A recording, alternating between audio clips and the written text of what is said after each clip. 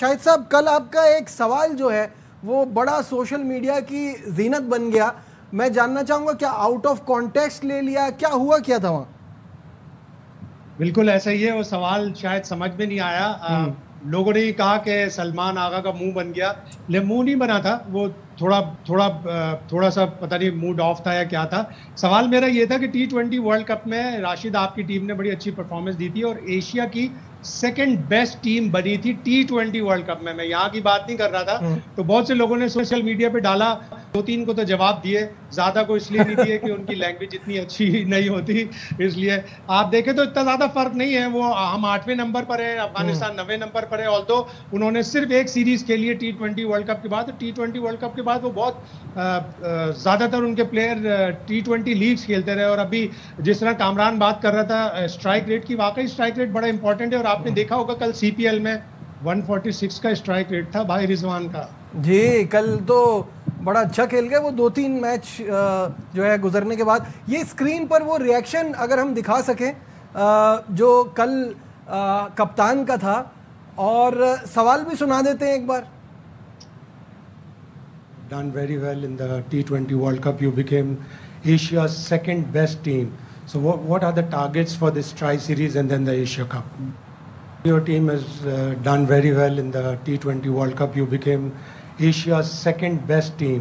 So what are the targets for this tri-series and then the Asia Cup? बस शाहिद भाई तो बिल्कुल सही कह रहे हैं। उन्होंने तो T20 वर्ल्ड कप के हिसाब से कहा था। सवाल सुनने के बाद ज्यादा सवाल में हेडलाइन में ये निकालना चाह रहा था कि हम इंडिया को भी हरा के एशिया की बेस्ट टीम बनेंगे, लेकिन राशिद ने ऐसा कुछ कहा नहीं। ये वो पाकिस्तान के लिए रिएक्शन तौसीफ भाई कुछ अलग है उनका, और इंडिया के लिए सवाल पूछे तो कहते हैं हमारा ऐसा कोई प्लान नहीं है। नजीब वैसे दिल में शायद भाई ने यही कहा होगा एशिया की भी नंबर 2 टीम है। वो देखिए, अब लोग ये कह रहे हैं कि पाकिस्तान, हाँ ये भी कह रहे हैं कि पाकिस्तान जीतेगा तो अपसेट होगा ये।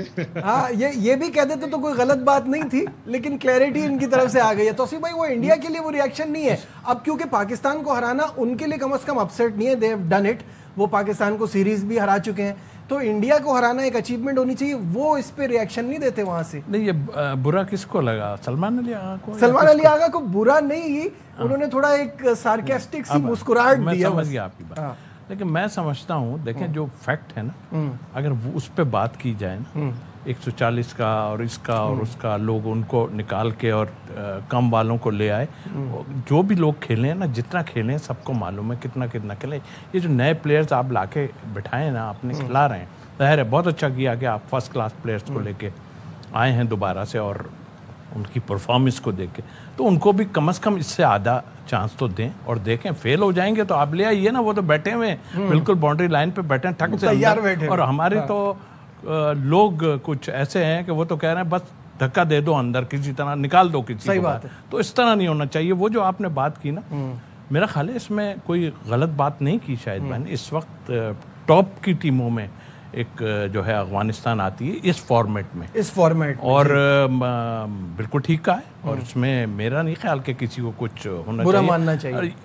हमको तो वैसे भी नहीं मानना चाहिए। बिल्कुल सही है।